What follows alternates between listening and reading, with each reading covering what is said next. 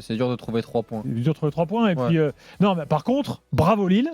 Parce que là, moi, de mon point de vue, les gars, tu gagnes 2-0 à l'aller. Là, ce serait faute professionnelle de pas se qualifier. Ah oui, t'as un ballottage très Ah oui. favorable. Ah là, ils ont vraiment bien fait le job, même si à la mi-temps, j'étais un peu inquiet parce que j'allais parler du plafond de verre un peu de Jonathan David, y compris de Zegrova, en disant si tu es pas plus efficace, tu sais, t'as l'occasion là juste de Tchori juste avant la mi-temps. Tu te dis ça peut mal tourner, mais quand même, je trouve que ça aurait été un de mes 3 points. Je trouve que Genesio est assez habile aussi dans ses compos d'équipe. C'est-à-dire qu'avec Zegrova, il a joué, il l'a mis pas titulaire. On voyait que le gars, on sait que son attitude n'est pas toujours optimale. Là, il le remet Qui veut se titulaire. barrer, plus Ouais, ou moins. mais là, il ne voudra pas se barrer s'il est en Ligue des Champions avec Lille. Peut-être, mais là, il le remet titulaire. En tout cas, À il mon aura avis, contribué à la qualification ouais, mais au de bon, Lille au entre son bon but moment, je contre trouve. Fener et ce soir. Ouais, mais je trouve qu'il a bien géré justement. Donc, moi, je voulais dire ça d'abord, c'est les bonnes compos globales de Genesio, y compris sur le match du week-end de Ligue 1 entre les deux. Bon, évidemment, il fait reposer, ils arrivent à gagner quand même. Donc, je trouve que la gestion là, du début de saison par Genesio est pas mal. Ensuite, effectivement, j'allais revenir là-dessus, c'est-à-dire que sur Joe David, c'est intéressant, peut-être qu'on en parlera, mais oui, bien sûr, il marque, mais avant les 2 occasions en première période, je pense à la suite un peu justement à la Ligue des Champions. On l'a dit cet été, Il y a toujours cette petite limite là, un tu but vois. pour 3 occasions. Ouais, donc, Mais il reste décisif carrément. sur le match contre Fener sur le penalty. Et là, ce soir, non, moi franchement, j'ai été encore emballé par cette équipe lilloise. Il a raison d'insister là-dessus, Flo, parce que le début de saison de Genesio n'était pas simple, mais je trouve qu'il est dans la continuité de ce qu'a fait Fonseca, avec un effectif qui n'a pas trop bougé, mais en apportant aussi sa patte, parce que ce système à 3, où j'étais pas totalement satisfait contre le Fener, là je le trouve vraiment bien utile, avec Thomas Meunier qui est intégré à côté de Diakité et d'Alexandro, Thiago Santos dans ce rôle un petit peu hybride. Au milieu de terrain, on a des joueurs vraiment habiles avec le ballon, André et Haraldsson qui est un peu plus bas, qui a le jeu face à lui, Cabella qui a fait un super match, Goodmanson, joueur très étonnant, Goodmanson. Ouais, très bonne première franchement, période. la première période, le danger venait essentiellement de lui. Et voilà, on a encore, tu sais, dans ce qu'on disait un peu hier, Flo, sur les équipes joueuses qu'on va pouvoir avoir en Ligue 1, moi je trouve que Lille, en fait, le curseur technique, il est quand même haut par rapport à ce qu'on connaît, ce qu'on a connu en Ligue 1 sur les dernières années. C'est vrai que Quand tu vois Cabella, quand tu vois même Jonathan David, moi, je le dis souvent, il faut qu'il soit beaucoup plus efficace, mais son jeu de haut but, sa connexion avec les autres joueurs, je trouve que Haraldsson, la passe sur le but de David, elle est exceptionnelle. Je trouve que c'est vraiment une belle équipe, quoi, Lille. Franchement, on se plaint souvent du déchet technique qu'on peut avoir dans notre championnat. C'est vraiment une équipe qui, encore ce soir, c'est agréable de regarder leur match. Le 2-0, il est mérité, quoi. Je trouve qu'ils ont surtout l'alliance de la technique, comme tu dis, notamment pour les postes offensifs. Je regarde la compo, là, effectivement, avec des joueurs de ballon. Cabella, là Zegrova ce soir, Haraldsson, Gudmundsson qui ont été très bons tous les deux. Et t'as Angel Gomez qui n'est pas là. Et il y a Angel Gomez qui n'est pas là. Et ce que j'aime bien aussi, c'est la solidité et l'expérience de la défense. Alors Lucas Chevalier, t'as déjà l'impression d'avoir un cadre dans les buts, donc t'as un très très bon gardien. Et les 3 de derrière, Meunier ce soir, grosse expérience. Je pense qu'elle va faire du bien cette expérience dans la Ligue des Champions et pour la saison. Diakité, j'adore. C'est solide. Défensivement et offensivement, parce qu'il va marquer des buts. Et Alexandro, j'adore. Donc là, j'avoue Alexandro, c'est parfois très bien, parfois un peu. J'ai bien aimé son match au Fener. J'ai bien aimé la solidité. Donc ce que j'aime parfois où on dit qu'on est un peu naïf parfois en France, c'est-à-dire que on va se faire. Là, derrière, Lucas Chevalier, il a déjà un peu l'étoffe d'un très bon gardien, et il a devant plus que des soldats, de très bons joueurs. C'est ça que j'aime bien dans cette équipe, ce mélange de solidité. Ils ont perdu Ouais. Donc on pouvait se poser la question. Bon, il y aura peut-être des moments plus durs, parce que Meunier, moi j'attends de voir aussi sur la durée, mais j'aime bien l'alliance, en sachant que tu as André en plus, qui est un chien devant, et qui est aussi un bon joueur. Et qui techniquement il est fort, et je le fais remarquer tous les ans, mais je vais le refaire encore, parce qu'aujourd'hui ça a été presque une occasion grâce à ça. De la tête, il est incroyable. Donc là aujourd'hui, il a fait une déviation de la tête en mode pivot. Alors qu'il fait 1m50. Et c'est un des meilleurs joueurs de tête du championnat de Ligue 1. Mais en tout cas, voilà, l'alliance de la solidité défensive et de la technique, effectivement, et du jeu que Genesio aime faire, parce que là, c'est vrai qu'il aime bien ce genre d'équipe joueuse. Mais c'est vrai que les deux sonnent là, Gudmundsson, Haraldsson. La Scandinavie encore. Ah ouais, parce que là, la première période de Gudmundsson côté gauche, elle a fait très très mal. Ouais. Et puis la passe, effectivement, et le talent d'Haraldsson face au jeu, c'est quand même. Non, et puis parce que sur ce match-là, ils auraient pu se faire surprendre, Gilbert. Hein. Tu sais, il y a les deux buts refusés. Mais Ça aurait été contre le cours du jeu pour les On parlera de Tchèques. Prague tout à l'heure, mais c'est une équipe qui n'avait pas perdu depuis le mois d'avril. Ouais, mais ils m'ont globalement déçu dans les Bon, ils intentions. n'ont pas joué non plus tout l'été. Non, mais dans les. Non, mais ils ont déjà 5 journées de championnat. Le Slavia Prague, c'est une équipe qui avait terminé devant la Roma l'année dernière en Ligue Europa, qui avait perdu contre le Milan en huitième de finale. C'est pas une équipe qui est facile à prendre. Et moi, je trouve que dans la gestion des émotions et dans la gestion du match temps fort, temps faible, Lille a fait preuve de beaucoup de maturité technique et mentale. Non, franchement, moi, disons que bravo Lille ce soir. Bah, Franchement, c'est pas facile à gérer ces barrages-là. On le dit. alors, chaque déjà- fois. Est-ce que vous savez quelle est la dernière équipe française qui s'est qualifiée en barrage? Monaco, Tu sais quand c'est? 2017. Quand ils Exactement. font en demi-finale contre Fenerbahçe. Contre Villarreal. Oui, ils font Fenerbahçe et Villarreal. Donc ça veut dire, t'imagines, ça fait presque, pas 10 ans, mais enfin 8 ans. Ouais, 8 ans. Ouais. C'est un truc de fou. Ouais, c'est... Mais À tu vois, chaque fois, donc là, faut pas Ouais. banaliser. Non, mais- Ils sont pas encore qualifiés. non, ils sont pas qualifiés, mais ils ce sont qui est bien intéressant, partis. non, quoi. mais déjà les 3 matchs qu'on a vus avant le retour la semaine prochaine, mercredi prochain, ce qui est intéressant, c'est effectivement mentalement. C'est-à-dire que d'abord, il y avait un tout petit écueil, c'était de se dire on a passé le Fener, ça va être plus simple contre le Slavia. Bon, ça a été bien géré. Clairement, ils n'ont pas pris le Slavia par-dessus la jambe, ils auraient eu tort. Et après, ils éteignent quand même le Fener de Mourinho.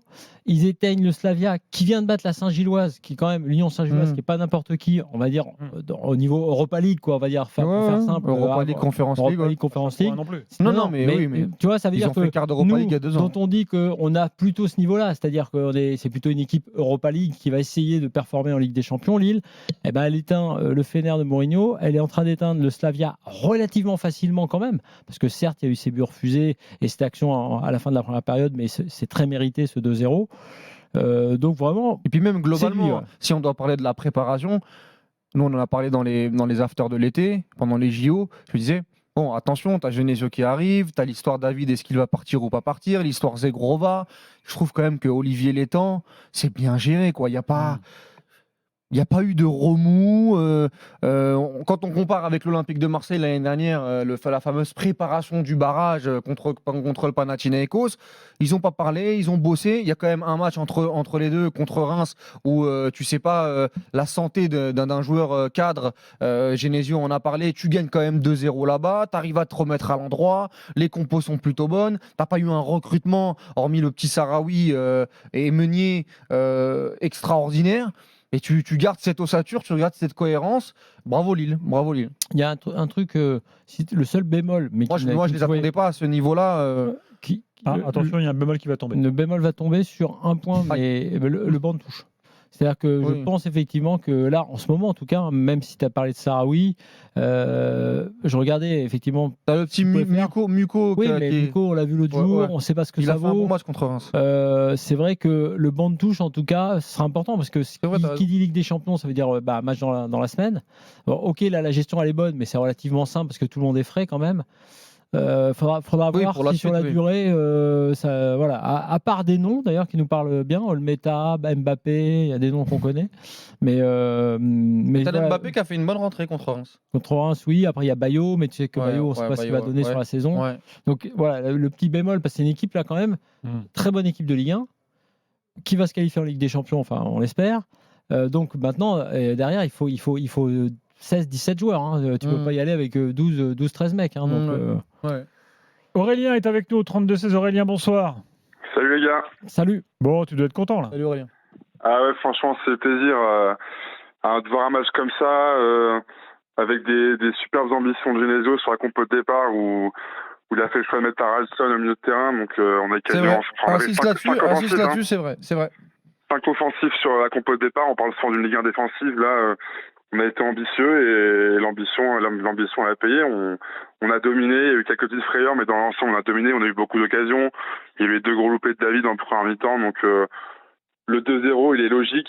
Et moi, je voulais juste mettre un joueur en avant qui n'est pas souvent mis en avant. C'était Alexandro, qui nous fait passer un peu par toutes les émotions, parce qu'il est toujours à la limite. Mais le mec qui se bat comme un chien, comme un dog, du coup. Et il nous régale avec ses célébrations. Dès qu'il fait un tacle, une action défensive, on dirait qu'il a marqué un but. Ouais, il a fait perdre la balle c'est la mode maintenant. Il y a une séquence cocasse où il célèbre un espèce de 6 mètres où il pense que la balle va sortir, elle ne sort pas.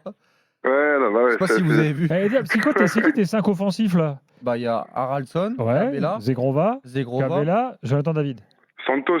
Aussi, tu peux compter. Hein. Thiago Santos, tu le comptes offensif? Oui, parce que c'est vrai que Latéral, mais non, c'est. oui, en fait sur le système à 3 Thiago défenseurs. Santos, normalement, c'est un défenseur. Bien sûr, mais avec le système à 3 défenseurs, Meunier, Je veux dire, Alexandro, c'est un homme de couloir. C'est ce que tu veux dire. Et puis, moi, je Goodmanson, te rajoute Goodmanson. et Thiago Santos sont très très hauts pendant toute la rencontre. Les latéraux sont devenus des T'as attaquants. vu la oui. première mi-temps de Goodmanson? Goodmanson, Il il prenait le couloir à Dans chaque ces fois. cas-là, ça fait 6 offensifs. hein. Ouais, presque mais, si, non, mais sur les intentions. Mais ça, c'est l'avantage de Genesio. C'est-à-dire qu'au moins, là-dessus, c'est clair que lui, c'est le football qu'il aime faire. La réalité de Genesio, et là, pour l'instant, il n'a pas de souci, pour moi, c'est presque la gestion d'un vestiaire. C'est-à-dire dans ce que tu peux parfois avoir de complications. Toi, c'est pour ça que Zegrova, c'est intéressant. Comment tu le gères, s'il reste, évidemment. Donc, s'il arrive à ça, il va aussi, lui, te faire éclore et faire confiance à des jeunes. C'est pour ça que le Luco, effectivement, et les autres, même Mbappé, à voir. Il va savoir le faire avec parcimonie, il va les mettre en confiance. Il va même leur donner des responsabilités parfois sur des matchs comme là, ce week-end de Ligue 1, entre 2 matchs de Coupe d'Europe. Il n'a pas peur de ça. Il y a Lille-Angers qui arrive là. Ouais, donc c'est ça, là-dessus, il a d'autres défauts, Genesio, parfois, on en reparlera peut-être, et on va voir s'il arrive à faire progresser cette équipe de Lille, mais il a au moins cette qualité. D'abord, je pense qu'en plus, là, dans ces cas-là, tu gagnes aussi la confiance de ton vestiaire quand tu montres aussi ta confiance dans tes compos. Et l'expérience qu'il commence à acquérir avec Lyon et Rennes, même en Coupe d'Europe, aux joueurs qui sont dans le vestiaire lillois, là, ça doit parler. Tu arrives là, tu montres un peu ce que tu as fait devant le Fener avec une forme de sérénité. Tu vois, tu l'as pas vu s'affoler. Je pense que les joueurs aussi prennent ce soir, conscience du ce soir, c'était Muko qui était annoncé à côté d'André. De faire jouer Haraldsson. Tu sais, tu peux te dire notion d'équilibre, gros match contre Prague. Et non, il fait l'inverse. Et on a pas mal de joueurs qui sont portés vers l'avant. On a quand même des séquences de jeu ce soir. La première grosse occasion de David, là, où il fait cette petite frappe aux 25 mètres. C'est une succession de petites passes à toi, à moi, au milieu du terrain. C'est une action collective de grande classe. Ouais. Et il y en a eu en deuxième mi-temps la même. Je trouve que c'est quand même assez abouti, quoi. Et il y a un truc qui est important dans le foot de Genesio, qui demande, qui s'est vu sur une action où Gudmundsson a choisi, peut-être à raison d'ailleurs, de frapper, tu sais, quand il s'est retrouvé sans angle, mais il y avait 3 joueurs dans la surface. Alors ils n'étaient pas forcément démarqués, il a levé la tête, il a considéré qu'il devait frapper, il a frappé sans angle sur le gardien a arrêté. Mais ça, c'est aussi une notion importante quand tu mets autant de joueurs offensifs. Il faut que ça se retrouve après à la fin des actions, que tu aies des joueurs dans la surface. Et c'est en Ligue 1, ce qui manque souvent, je trouve, c'est des joueurs dans la surface à la fin des actions. Là, il y en a souvent avec ce système Et puis en de plus, jeu. je pense que le résultat en Turquie, il y a 2 semaines, avec un but d'écart, même si on l'avait dit, il y avait eu quand même aussi pas mal de réussite pour Lille, ça te donne beaucoup de confiance. En disant on a réussi à aller se qualifier, Mourinho nous l'a pas fait, à la Mourinho, ça aussi moi je pense à l'ambiance. voilà, moi je pense que la première double confrontation contre le Fener va leur faire du bien pour le retour. Je les vois pas Aurélien, se on est faire d'accord éliminer. que là, ne pas se qualifier à la phase de poule, ce serait un bide maintenant, quoi. Ah bah avec Pas ce possible. résultat et la manière qu'on a mis ce soir là, il n'y a pas le droit de se foirer la semaine prochaine. Et juste sur ce coup d'idée sur Genesio, il a aussi fait un choix fort tactiquement parce que Lille n'avait jamais joué comme ça jusqu'à présent. Et il s'est vraiment bien appuyé sur les forces en présence dans l'effectif et la tactique qu'il a mis en place là, avec les 2 pistons pour l'instant ça marche super bien. Donc espérons que ça dure et qu'on se qualifie pour rendre fier Lille et la France. Ouais. Jonathan David vient de dire sur Canal qu'il voulait rester. Bah, il a rien, Ah. donc il va Ah, il n'y a rester. pas d'offre. Donc, Et déjà l'an dernier, c'était comme ça. c'est comme le. Mais c'est assez. Déjà l'an dernier, on s'est étonné. Ah oui. Comment c'est possible que ce type, Moi, je l'ai dit personne n'en veuille? tout l'été, j'ai dit je ne comprends pas comment aujourd'hui à 20-25 millions, Jonathan David, personne n'en veut, alors qu'il a mis sa valise de but en Donc Ligue 1. il va faire sa dernière année de contrat, il va partir libre. Oui, et puis peut-être qu'il va prolonger, on ne sait pas. Et il est bien à Lille, moi je trouve. De toute façon, aujourd'hui, Il y a quand même un mystère. Il faudrait que des recruteurs oui. nous expliquent Moi pourquoi ce type-là n'est pas sollicité. moi j'en ai déjà parlé, mais peut-être l'efficacité, ses longs déplacements avec le Canada, sa prise de poids étonnante en retour d'été, où il se met souvent. Il a besoin d'un mois ou 2 pour se mettre en Sauf que là, route. est-ce que c'est pas trop l'intérêt de Lille? Peut-être qu'il reste là. Ah oui, bah là, de toute façon, si Vu c'est qu'il pour reste faire un an la de saison contrat. avec Momo Bayo derrière, ça peut être un peu plus compliqué. Moi, je pense que c'est un deal gagnant-gagnant et que. Dans ce cas, de il toute qu'il façon, prolonge. Oui, voilà, il faudrait prolonger d'1 an. Quoi. Faut que tout le monde trouve son compte. Il faudrait prolonger d'1 an pour Ouais, après, Lille. si personne voulait lui l'an dernier, ni cette année, Ouais. pourquoi on en voudrait l'année Peut-être prochaine? qu'en faisant une grosse Ligue des Champions, après lui, son intérêt, c'est que Je- s'il fait une grosse Ligue des Champions et qu'il est libre, il trouvera un point de chute beaucoup plus facile. Donc, C'est pas si à l'inverse, tu prenais le cas inverse, tu te qualifies pour la Ligue des Champions, tu perds David, c'est ouais, plus non là, plus la même ouais, équipe. ouais, là, hein. c'est très Non, mais compliqué. là, ça peut la semaine prochaine, tout le mercato peut changer. Oui, Zegrova, ah bah, il va bien dire sûr. attends, moi Ouais. je reste. Ah oui, oui, oui. De toute façon, David, bah, bon, voilà. De toute façon, on a vu que Létang avait fait aussi un petit recul frein dans ses interventions autour de Jonathan David. Donc, moi, vous savez ce que j'en pense. Je trouve que c'est un très bon attaquant de Ligue 1, mais pour au-dessus, je ne sais pas si ça, Non, mais si ça fonctionne. Parce étonnant, qu'encore une fois, son match, aujourd'hui, il met un très très beau but, mais il en a une. La première, elle est un peu plus compliquée, mais la deuxième, en fin de première mi-temps, il doit la mettre. C'est exactement la même que celle de face au Fener à l'aller. Et ça, pour un attaquant de grande classe, quand tu vois Tottenham, par exemple, va mettre 80 millions sur Solanke de Bournemouth, qui a fait une grosse saison, peut-être que les recruteurs, ils se disent, Jonathan David, si tu passes un step, il y aura un plafond de verre. Donc, je pense que ce soir, ils se disent, les gars qui le suivent se disent toujours la même chose.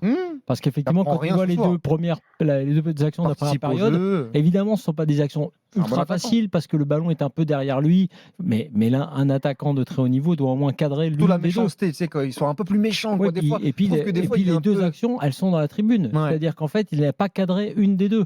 Donc, non, on sait ce qu'il sait faire, on sait ses qualités et on sait. Voilà, l'autre jour, son péno aussi, ça a noté grosse résistance à la pression, gros sang-froid, il a tout ça. Mais techniquement, en technique d'attaquant pur, il a cette limite. Maintenant, ce qui est étonnant, c'est qu'il n'ait pas d'offre. Qu'il n'ait pas d'offre de gros clubs au-dessus, ok. Mais qu'il n'ait pas d'offre, on va dire, intéressante, même à un niveau un petit peu inférieur. Alors peut-être que ça l'intéresse moins. Ça, c'est étonnant quand même, parce que ça reste Après, un attaquant. c'est un supérieur d'équipe aussi, David. Parce qu'on parle beaucoup des buts, mais Ah oui, mais non, mais on l'a dit tout à l'heure, Lille, il on le participe voit, au jeu. Il ah ouais, participe au jeu et au pressing. il permet à cette équipe-là d'être aussi puis ce qu'il belle sur le fait- front d'attaque. Et ce qu'il a fait avec Zegrova, c'est intéressant. Ouais. Parce qu'il y avait une belle action technique aux abords des 16 mètres et cette toute petite passe où il lance. Alors après, Zegrova fait quand même tout le reste tout seul, hein, là, je suis d'accord. Et l'attitude qu'a David sur l'action, à la fois dans le jeu, effectivement, mais aussi après dans la célébration avec Zegrova, tu sens qu'effectivement, tu as raison. Tu as aussi le joueur d'équipe et le joueur collectif à souligner. Samuel qui dit sur le chat, vous êtes dur avec Jonathan David, j'aime bien, mais on aime tous Jonathan David. On se pose juste la Bien question sûr. qu'il est sur le marché. C'est mon attaquant dans Puis mon équipe quand MPG. tu vois par exemple un Loïs Openda, C'est parce que t'as pas eu la casette. non mais Loïs Openda qui en un an a mis quoi 21-22 buts en Ligue 1, qui est parti directement à Leipzig pour 50 millions d'euros. Lui, David, il est là depuis un bon bout de temps et il trouve pas preneur. On se pose Après, juste la Walid, question. je trouve que ta comparaison avec Openda, elle est assez bonne, mais Openda, justement, c'est un peu le même profil que David. Il a beaucoup joué à 2 devant. Et David, avant de venir à Lille, quand il était à la Gantoise, c'était un espèce de 9,5 où il jouait à 2 devant. À Lille, vu qu'on a pas de deuxième attaquant, hein, c'est tous des tanches comme Bayo et Illich. Il a toujours joué seul devant, mais peut-être que s'il est accompagné un peu comme un Openda, il pourra avoir plus Non, mais je pense d'espace. que Aujourd'hui, dans le football actuel, c'est beaucoup plus facile de trouver un club. Si tu joues seul devant, il y a très peu d'équipes qui jouent à deux devant aujourd'hui en Europe. C'est pas un système commun, quoi. Après, pour David, je Ça pense existe, je mais- pense qu'il y a un truc plus simple que ça, c'est que tu te demandes à chaque fois que tu fais un achat aujourd'hui, est-ce que le gars va progresser, tu peux l'amener un peu ailleurs. Je pense que pour David, tu te dis, il a un très bon niveau, mais je pense pas que tu puisses l'amener ailleurs. Alors qu'Openda, tu te dis, il a un très bon niveau, et Ouais. je pense qu'on peut en plus l'amener Je suis encore un peu au-dessus. Mais je pense qu'à Lille et en Ligue 1, ça restera un très très Je bon pensais attaquant. David plus vieux qu'Openda, mais ils ont le même âge. 24. Ouais, mais tu vois, c'est intéressant. Je Mais moi, pense que dans la mais t'as raison, ce progression, que t'as les dit gens tout à le l'heure, pensent. c'est que j'aimerais bien avoir moi aujourd'hui des directeurs sportifs ce qu'ils pensent de Jonathan c'est David un aujourd'hui. mystère. J'ai posé la question la dernière fois à Daniel, on n'avait pas de réponse. Bah, tu sais que, bon, Mais moi, j'ai 2-3 billes. je pense qu'Ajorc est moins fort que David. Oui, bien moins fort. Non, mais Ajorc, quand il fait 2 très bonnes saisons à Strasbourg, Oui, à chaque fois, Strasbourg se disait on va le vendre. Ouais. 0 offre. Oui. Rien. Après, Ajorc, il avait un Ah, parcours mais c'est un neuf. atypique. Oui, c'est Les un neufs, neuf t'as atypique. quand même un. Oui. J'ai un peu plus d'espoir. Et puis David, en T'as termes une de cote régularité, normalement il a mis supérieure. beaucoup plus de buts. Mais Bon, oui, bref. Donc, des fois, il y a Ouais. des choses comme ça qui. Bah, Ouais, mais Fatih, c'est ça, c'est intéressant comme débat.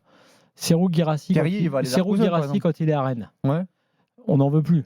Et moi, le premier, j'en peux plus de voir même en Ligue 1 un gars qui est valeureux, qui a un profil très intéressant, qui a beaucoup de qualités, mais qui rate beaucoup de choses, même s'il met des buts importants d'ailleurs.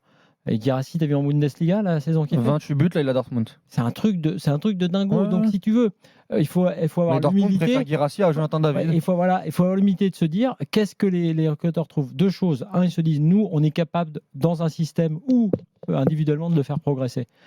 ce que on voit, les gars voient un truc que forcément on ne voit pas par exemple avec David. David, tu te dis ce que je te dis, on sait ce qu'il vaut. Et puis après aussi, Guirassy, il a été deuxième de Bundesliga avec Stuttgart, il a mis des buts importants. Ouais, mais il a mis- Le fait de progresser dans un championnat, tu vois, moi je pense que Marseille aurait pu aller sur Jonathan David, par exemple, c'était à la place d'Eli Wahi. Tu vois, moi je pense que faire le step dans un championnat, c'est beaucoup plus facile que de changer de championnat. Et Guirassy, de faire Stuttgart-Dortmund, c'est très cohérent. En plus, il avait une clause à 17 millions. Tu vois, est-ce que aller prendre David qui va devoir s'adapter à l'Allemagne, changer de pays, tu vois, ça aussi, ça rentre forcément en compte. Hein. Merci Aurélien. Bien sûr, Aurélien. Merci les gars. Je peux juste faire une dédicace au bout Bien d'un sûr. bar et au Doc de Paris. Ça marche. Voilà. Bah écoute, c'est fait. Merci Aurélien. Salut Aurélien. Merci. Dans un instant, on aura Alexandre avec nous pour continuer le débat. On va parler un peu plus de Genesio. Et puis ensuite, l'actu du jour, le mercato, le penalty gate ou pas à Paris, le traitement des lofters à Marseille. C'est le programme d'ici minuit dans l'after. À tout de suite. 23h20, Walid Acharchour est là. Florent Gautreau est là également. On parle de Lille qui donc a gagné ce soir face au Slavia Prague. Il y avait d'autres matchs. Hein. Ouais. Alors, évidemment, vous avez regardé Bodo Glimt. On est en train de regarder le On va résumé là. voir. Non, parce que je me Bodo dis, Glimt, il va maintenant, falloir suivre. C'est là, Bah, bien c'est sûr, ça. il y a tous les futurs joueurs de Ligue Bah, 1. exactement, c'est Là, j'ai exactement. déjà trouvé un ou deux mecs. Là, Je vais vous donner quelques noms. Il va te hein. mettre une lucarne, Comme ça. je sais pas c'est qui. mais Écoutez ces noms, vous les aurez entendus dans Bah, l'after tiens, en premier. donne-moi le nom du deuxième buteur. C'est le prochain grand deck, lui. Aikin dans les buts, Non. lui, non. Jovold, latéral Le droit, 25 qui marque. Björkan, latéral gauche, Donne-moi le buteur, le 25 là. Voilà, Mata, sacré but. M-A-A-T-T-A. Bon, c'est bon, j'ai déjà mis une option pour. Et alors, il y a un défenseur qui a un Je nom l'ai génial, déposé à l'INPI. Je l'envoie à Mathieu Bodmer, celui-là. un défenseur central qui a marqué aussi, là, il s'appelle Odin Björktut. Ouais, Oui. c'est bon ça. Donc, ils ont fait combien Odin qui est le nom d'un dieu. dieu viking. Un dieu Thor, ouais, comme Thor. Je suis bien, non, c'est pas ça. Thor, Odin. Odin, ouais. Ils ont fait combien au final donc Ils ont gagné 2-1 2-1. 2-1 Et le contre le Dynamo Total Zagreb, Rouge ils de ont gagné Belgrade. 3-0. Exactement, contre Karabag. Bon voilà, c'était les autres résultats du jour. Donc maintenant, vu que la Ligue 1 va se servir dans les pays nordiques, surveillez Bodo Glimt. Bon, revenons à Genesio. Alexandre est là, qui veut parler de Genesio. Alexandre, supporter de Lille, bonsoir. Bonsoir à tous, bonsoir Gilbert, bonsoir Walid et bonsoir Florent. Bonsoir. Genesio, l'essayer, c'est l'adopter? Bah c'est pas mal, hein, en soi c'est pas mal, c'est plutôt un bon début de parcours. Franchement, Ah oui. je suis content. Là, tu es sur un mois le d'août, film, mais Genesio marche sur l'eau, là. Ouais, c'est pas mal, c'est quand même cool. Là, et puis c'est pas mal, je trouve que c'est assez audacieux ce qu'il tente avec son nouveau système de jeu. Parce que bon, c'est pas commun hein, d'avoir 3 défenseurs centraux titulaires comme ça à Lille. Meunier, c'est hyper intéressant, qu'on se le dise. C'est quand même une super recrue Il qui fait un apporte très bon début de d'expérience. saison. Ouais. Ouais, c'est Enfin, pour nickel. l'instant, Après, c'est- bon, c'est bon, encore un peu tôt, hein, Walid, Oui. mais c'est cool. Mais On est dans la c'est quand salle même d'attente. cool. On est dans la salle d'attente, mais pour l'instant, Ouais. en tout cas, il apporte une vraie expérience, une vraie sérénité derrière. Tu nous diras quand Ouais, tu sors de ta ouais, salle d'attente. c'est hein. Oui, vrai. t'inquiète. J'ai pensé En à toi parce que en janvier. j'étais presque dans une salle d'attente aujourd'hui. J'avais des paris match. Ouais. Je pense à Walid. Il y avait un GQ, non Non, j'étais sur du Une paris revue de match. l'after. Il n'y a pas une revue de l'after. Ah non, il n'y avait que des paris match avec des médailles olympiques dedans. D'accord. Plein bourré de médailles olympiques. Est-ce qu'on Ah, lit- d'ailleurs, on parlait d'Alain Veil dans ce paris match. et tu Ouais. lis Pour dans les ça, salles d'attente les magazines qu'on te Ah bah propose bien sûr. Et je fais les sudoku en fait. Ah ouais. Alain Veil, Comment qui, on doit le nom de l'after à Alain Veil. Bah ouais. Vous connaissez C'est pour l'histoire? ça, c'est un hommage. Tu connais pas l'histoire? Non, je connais pas. Alain Veil, qui était le Le patron, refondateur le d'RMC. refondateur d'RMC, à qui on doit beaucoup, et qui est notamment le lancement de notre émission. Et au début, on n'avait pas le nom. On faisait une émission d'après-match, mais ça s'appelait pas l'after. Ça n'avait D'accord. pas vraiment de nom, quoi. Ok, Tu vois, ok. et puis on Sans cherchait un titre, l'émission nom. sans titre. Cherchait un nom, on trouvait pas. Ouais. Et un jour, on prend l'ascenseur dans nos anciens locaux avec Ok. Alain Veil. Et il y avait 6 étages. Et là, on discute. Et puis, il faut fait, les gars, vous avez trouvé le nom de votre émission, là? Et nous, on dit, bah non. Là, l'ascenseur s'ouvre. Et puis, il nous dit, bah, pourquoi vous appelez pas ça l'after? Et puis, il part. Ah ouais, et Et là, là, on s'est dit- déclic. On s'est dit, c'est pour ça qu'il est patron, le mec. Il y avait d'autres noms, non Voilà. Il y avait d'autres noms avant Rien. Plaqué Rien, il n'y a pas de. Des trucs pourris. D'accord. Voilà. Donc, voilà. Merci, Alain. After Belle foot. anecdote, merci Gilbert. De rien, Alex. C'est un plaisir gratuit. de vous les raconter. Et Bon, du Genesio, coup, je on voulais y revient. revenir, ça apporte de la sérénité. Alors oui, mais en fait, moi, j'aime pas du tout les relances que peuvent avoir le LOSC quand il part de derrière. Ça respire moins la sérénité, donc ça, ce sera quand même à revoir. Et devant, Ah ouais, t'as trouvé tant que ça sur le match? des fois c'était pas serein, ça relance plein axe, ça revenait dans les pieds de Prague. Bon après en face il y avait pas grand chose, qu'on se le dise quand même. Mais bon voilà, sinon c'est quand même solide. Et devant David, il a fait du David, et il a mis son but et puis à la fin il est cramé, il sait plus mettre un pied devant l'autre, mais bon. Et derrière Zegrova, pareil quoi, le mec tente toujours avec son pied gauche, et on a eu une passe vers Attends, l'avant de Haraldsson. l'action de son but, c'est une action de classe. C'est exceptionnel ce qu'il fait. Parce que l'élimination Ouais. dans le petit périmètre et l'ouverture pied gauche, là, La fin de je frappe, reconnais que. la fin de top, frappe pour mais rentrer à l'intérieur, allez tiens, prends ça, le défenseur, et puis derrière, en la revanche, finition elle est il y a très belle. deux choses, c'est qu'il y a dans son jeu, mais ça demande ça aussi beaucoup. Il y a un côté brouillon Oui, beaucoup qu'il a de toujours déchets, eu. mais c'est un Et joueur. deuxièmement, en fait, ce que je voulais physiquement, dire. je ne le trouve pas au top. Je pense qu'il peut être plus affûté que ça, Zegrova. Mais bon, Après, c'est un il joueur faut- qui fait il mal à la faut- tête, mais il a quand même quelque chose dans les pieds. Et Sur on ça, sait, c'est- c'est le joueur qui fait lever les foules un peu, qui a il met un petit pont encore dévastateur, mais derrière, il a du mal à. Non, à il a un centrer. jeu à risque, mais on a besoin de ces joueurs-là quand même.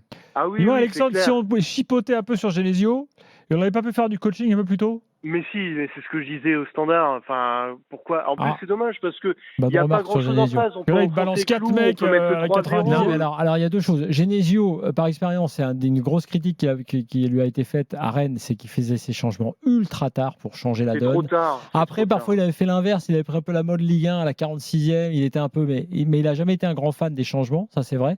Maintenant, ce que je disais tout à l'heure, là, je lui donne plutôt raison.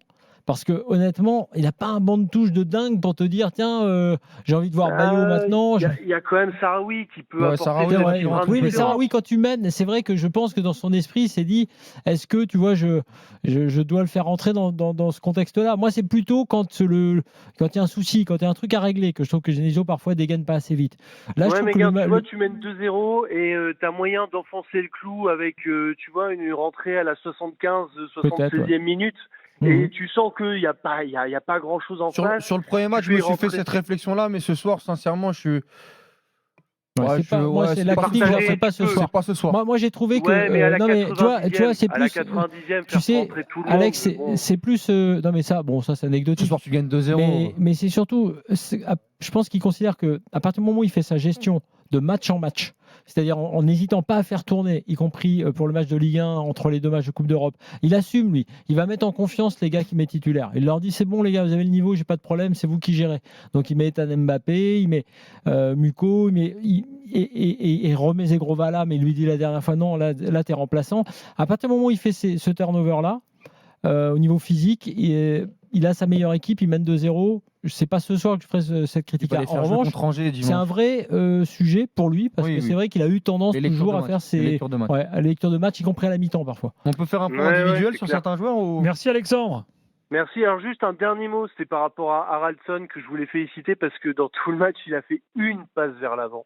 Il en a fait une et c'était sa passe décisive pour David. Et ce serait bien qu'il se révèle un peu, Akon, ce serait cool. Akon, c'est son prénom. Alors c'est intéressant parce Salut, que Alexandre. par rapport à la thèse de De Bruyne qui dit c'est n'importe quoi l'histoire des pourcentages de passes, c'est intéressant parce que Haraldsson, il a tout à fait raison Alexandre, qui a un petit peu tendance à jouer latéral et qui est un super joueur, je pense un très bon joueur. Il a 93%, je regardais ça, de passes réussies. Ok. Mais c'est vrai que après ce que tu demandes à un joueur, De Bruyne l'explique, on dit ça sert à rien. Il faut regarder ce qu'il a fait comme passe vers l'avant. Enfin, la plupart du temps. C'est lui qui fait basculer le match. Magnifique passe, magnifique geste. C'est le football. Mais individuellement, moi c'est surtout Gudmundsson le côté Gudmundsson-Cabella. Gudmundsson, joueur très étonnant. Moi, je lui trouvais vraiment rien de fou sur les dernières années. L'année dernière, c'était un peu mieux avec Fonseca, mais là, je trouve qu'il prend une dimension. C'est vraiment un joueur très très intéressant et positif pour l'équipe. Et puis Cabella qui était l'un des meilleurs passeurs de Ligue 1 l'année dernière, qui a eu un trou noir complet avec une préparation vraiment pas bonne. On sait qu'il avait eu des problèmes aussi extrasportifs dans sa vie perso. Là, son début de saison, il est bien meilleur. Et quand tu as un Cabella comme ça, même si il a eu aussi lui du déchet sur certaines passes, mais je trouve que il est dans le ton, il est dans les relais et très bonne attitude. La fameuse attitude de combattant dont tu parlais. Cabella André. Les deux, c'est des chiens. Ouais. André, Et lui, il montre que sur ses matchs européens, tu sais, quand il était à André, Krasnodar. t'oublies de le citer Ouais, tellement il est c'est un taulier, régulier. Exactement. C'est un taulier. Ah, mais André en Ligue 1, dans n'importe quelle équipe, là, tu peux le prendre. Non, c'est un taulier, c'est un taulier. Et Mais vous tu savez sais- pas, avant de parler des Lillois, parce que tu veux faire une évaluation individuelle, il y a quand même pour la culture foot que cette émission représente aussi. Oui. Vous avez noté quand même un nom mythique qui est dans l'équipe du Slavia Prague. Provo, Franck Provo, Non, pas Franck Provo. Non, Mazopust. Mazopust, bien Mazopust, sûr. Ballon d'Or en 62. Et, enfin, c'est pas lui, donc évidemment. Mais je sais pas si c'est de la famille, mais il y avait un Mazopust sur le terrain ce Tout à soir, fait. qui était finaliste. Mazopust le Grand était finaliste de la Coupe du Monde contre le Brésil. Et il était Ballon d'Or en Tiens, 62. on va parler un peu du Slavia avec Lazare Von Paris qui est avec nous, notre spécialiste, le spécialiste du football à l'est de Vienne. Salut Lazare. Salut Lazare. Bonjour à tous. Salut Lazare. Et on avait discuté tout à l'heure des frais de droit TV en République tchèque. Du coup, j'ai refait mes petites recherches et on était passé avant en le fait, à match. 17 millions cette année, ce qui est une augmentation de x3 par rapport à ce qui se faisait avant. C'est vraiment, C'est quoi, t'es dans un grenier, T'es Lazare? en train de scier du bois ou quoi? Lazare est également bûcheron. Ouais, ils bûcheront la- Chercher les droits TV, je Le crois, dans un... C'est le Charles Ingalls de l'after. Est-ce que Lazare nous entend? Ah, mais du coup, ça a coupé. Ouais. Bon. Non, il est en train de chercher le Il y résultat des droits a TV il y a dans- grève dans la dans gare un de Lazare. carton. Alors, en revanche, il y a Matej Jurasek qui est rentré. Jurasek qui aurait peut-être pu jouer avec le Coréen Park. Ça va être une petite doublette sympa. Oh, ça c'est bon, ça c'est validé. C'est validé. C'est vrai, ça vous plaît? Ah ouais, très Ouais. bien. J'étais plutôt parti sur le Pinard là. Jurançon. Mais Ah, tout de suite. Toi, Ouais, lui, on c'est- se reconnaît bien là. Ah ouais, lui, c'est... Bon, Lazare est pas là. Bon, on va faire du coup une courte pub et on revient. Ah, il est là. Lazare est de retour. Est-ce que tu nous entends? Ouais. Exactement, parfait. Bon. Bon, est-ce que tu as été C'est bon, déçu c'est bon, là? c'est bon. Parce que le Slavia, on les avait quand même présentés comme supérieurs à Fenerbahçe, ils perdaient pas un match. Là, ils se sont fait surclasser quand même, non? Super à Fenerbahçe, ça c'est toi qui le dis. Dans tous les cas, la saison était pas trop mauvaise et on a par contre ce qu'on a vu, c'est dans la continuité des playoffs de la saison dernière, c'est-à-dire une équipe qui est incapable de se déplacer, qui peut jouer à la maison mais qui est incapable d'aller à l'extérieur. On l'a vu, ils ont fermé le jeu au début de match qui a été plutôt très mauvais et il a fallu attendre qu'ils encaissent 2 buts pour commencer à avoir du jeu. On a vu 3 changements à la 75e et à partir de là, ils ont commencé à montrer un regard un petit peu différent. Donc ça, c'est quand même décevant. On a eu un attaquant Chori qui n'a pas montré grand-chose. Ça aussi, c'est quand même assez décevant. Heureusement qu'il y a eu Ritiel à la fin qui a montré qu'en tant que joueur de futsal, il avait quand même un peu de niveau pour effacer quelques joueurs. Après, il y a 2 buts qui sont refusés. On ne va pas trop commencer à discuter là-dessus, même si ça peut changer le cours du match. En tout cas, on a vu une fin de match où il y avait un Slavia qui était encore dangereux, qui a continué à te proposer du jeu. Et donc, je pense que effectivement, le match aller était décevant, mais ils ont montré que Tu tout penses qu'ils n'était sont pas capables perdu. de renverser tout au retour? C'est ce que tu veux dire peut-être? Ils ont montré une faculté à quand même proposer quelque chose. Après, si on a un Jonathan David qui continue à marcher sur l'eau comme il l'a fait, bon, ça va être compliqué. Là, on a quand même vu un joueur de niveau Ligue des Champions, rien à redire. Enfin, les 2 buts, c'est pour lui quasiment. Deuxième, ça va être très dur de... Ouais, mais c'est lui qui fait la différence au départ. Qui fixe avec la passe, ouais. Pourquoi est-ce que les clubs français ne recrutent pas en République tchèque? C'est une excellente question. Et quel est le étiez en train de Tchèque rigoler, là, Je cherche depuis Plasil, Non, il y avait Smisser. Adam Lozek qui est parti au Bayer Leverkusen, mais et ouais, qui c'est vient de vrai rebouger à Offenheim, là, du qui coup. vient de rebouger à Offenheim, mais c'est Et vrai qu'on n'a pas de Tchèque, Leverkusen qui arrive à faire Il y avait une quand même petite plus-value, d'ailleurs, Petr Secharen, quand sur même. un joueur qui n'a pas joué. Mais c'est vrai qu'ils vont plus naturellement Donc ça, vers l'Allemagne que vers la France, les joueurs tchèques. Ou peut-être que la France s'intéresse pas Exactement. trop au championnat tchèque, je sais pas. Et c'est assez compliqué. En général, tu discutes avec des recruteurs français, ils aiment des joueurs qui ont joué en France, qui connaissent le championnat français, parce que le championnat français est censé être un championnat rugueux, physique, et donc ils ont peur ou pas envie de prendre des risques. Ça, c'est une réalité quand tu discutes avec des recruteurs. On préfère prendre des gars qui sont partis en Angleterre, qui n'ont pas joué, en Angleterre, qui sont totalement plantés, plutôt que de prendre des risques sur des jeunes joueurs. Ça, c'est un fait. À Strasbourg, on a eu une petite filière tchèque. Azek, Souchoparek, Drobny. Voilà. Ivan Azek a été entraîneur de Strasbourg et joueur. T'as Il a même beaucoup de été filières actionnaire du club. t'as beaucoup de clubs qui ont eu des filières de l'Est, entre guillemets, Auxerre, avec des Polonais, par exemple. Et oui, comme tu viens de le dire, En là, fait, du sur coup, on en trouve plein Ajax, des qui Tchèques parce était, que Milan Barros, Mais non, mais il y avait Lens, Yann Barros, Yann ouais. Kohler, Smither et. Mister, c'est déjà cité. Et comment Mais ça date à un Lens, peu, il y en en avait fait. d'autres, attends. Non, Oui, c'était mais plus- là, non. sur les, par exemple, les C'était 3-4 polonais, c'est dernières années, Jacek qui avait. ouais, il n'y en a plus. Polonais. Bref.